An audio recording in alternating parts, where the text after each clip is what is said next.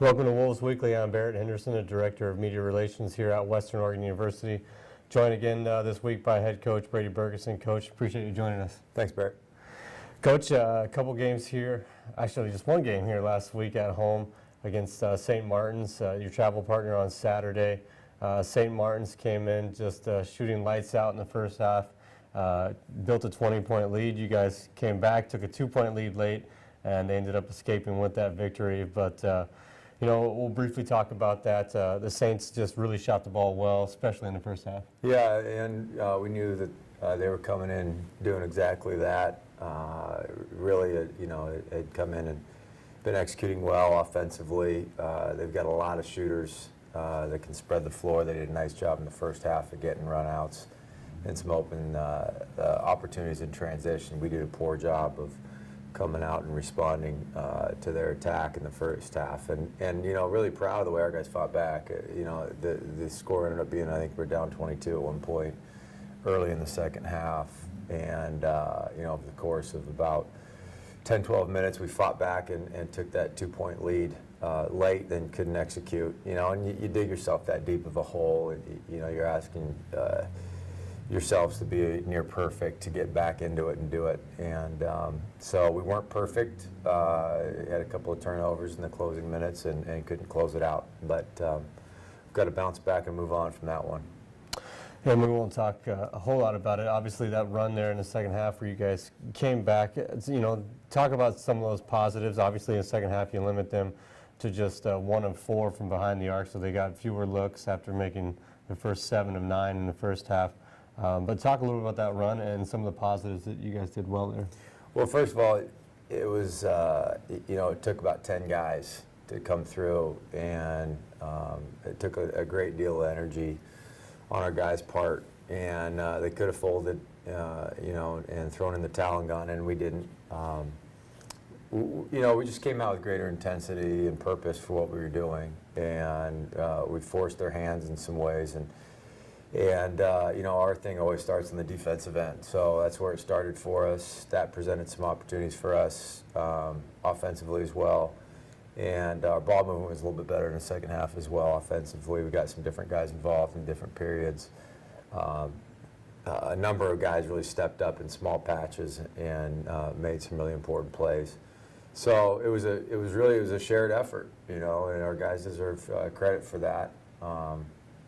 We've got a lot of character. We've got a lot of courage.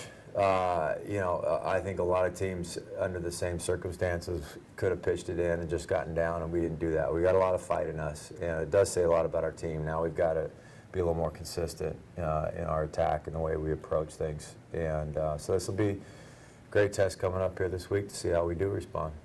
Well, I know as on the broadcasting end, it was interesting to see that it almost looked like a third straight Saturday of an overtime game, which probably would have done some havoc for you, I know, as a coach. You know, looking right now as you're about that midway point of the conference schedule, as you got your last 2 opponents, the first half of the conference coming up this weekend. Right now, your defense is ranked 6th in the country in total steals. You know, talk about how that defense has been so far this season. Well, like I said before, we know that our approach to the game, that everything starts with a stop. Everything starts with the defensive side, and our guys have bought into that. And we've continued to just try to improve on the little things that we do defensively to cover for each other, and our goal is to make every shot a difficult one. We're not going to shut anybody out or play the perfect game, but we think that we can be pretty difficult to score on. And you know, we've done that. We've done that in large chunks and small chunks. But our guys, you know, it's about our guys and what they're willing to endure. It's hard to defend that way over long periods of time, and it takes a great deal of energy and intensity and teamwork as well, and communication. So when we're really going, we're pretty good. We're just trying to get those stretches to, you know, longer and longer stretches each day, each game. Looking at Thursday's opponent coming up here at home, 7 o'clock on Thursday, Alaska, Anchorage.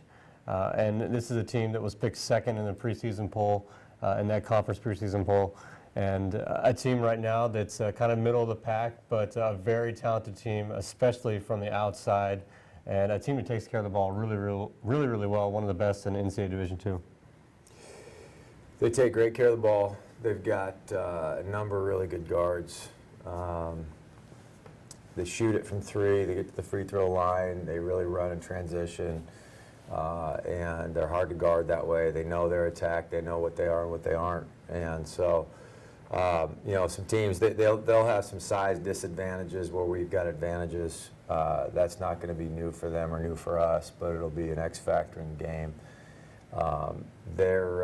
You know, we're going to have to control them in transition. They get out and run and go, and they're tough. You know, they're good. They defend and they cover their own deficiencies really well and play to their strengths.